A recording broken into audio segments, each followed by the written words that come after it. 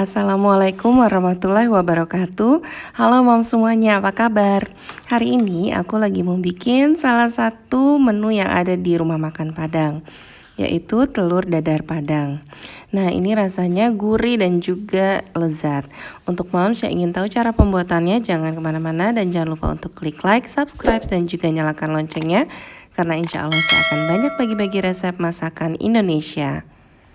Bahan-bahan yang kita butuhkan ada telur, ketumbar, lada, garam, kaldu bubuk, dan terigu.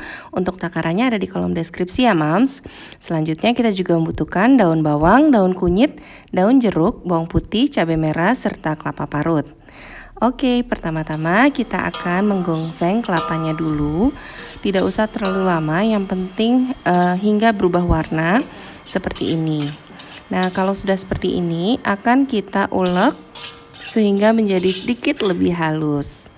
Uleknya tidak perlu terlalu lama, yang penting sedikit lebih halus saja ya mams.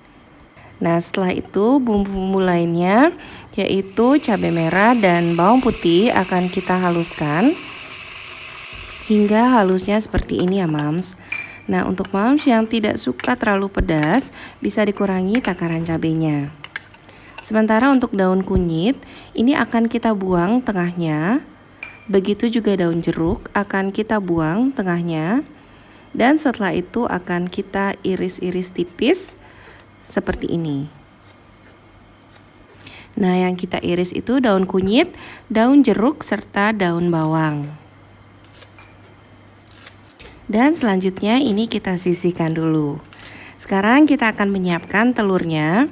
Kita kocok telur, lalu kita juga bisa tambahkan garam sesuai selera. Setelah itu kita bisa masukkan bahan-bahan lainnya, mulai dari kelapa gongseng, kaldu bubuk, ketumbar, serta lada, dan juga cabai serta bawang putih yang sudah kita haluskan tadi. Nah, ini kita aduk merata. Lalu kita masukkan juga daun bawang, daun kunyit, dan daun jeruk. Kembali kita aduk semuanya hingga merata. Nah, setelah itu kita bisa masukkan juga 2 sendok makan tepung terigu. Untuk tepung bisa digantikan juga dengan 3 hingga 4 sendok makan nasi yang sudah diulek halus ya mams. Nah, ini setelah tercampur merata, kita bisa panaskan minyak. Siapkan minyak yang cukup banyak agar telurnya nanti bisa matang merata. Setelah itu kita bisa masukkan telur dan perlu diperhatikan cara menggorengnya agar telurnya bisa matang merata karena telur yang digunakan cukup banyak ya mams. Ini perlu kita angkat-angkat sebagian. Nah, jadi contohnya seperti ini nih mams. Jadi kita angkat sebagian agar minyaknya ini bisa mengalir ke tengah telur sehingga telur yang bagian tengah juga bisa matang. Oh ya mams, aslinya untuk orang Padang biasanya telur yang digunakan adalah telur bebek atau telur itik ya mams.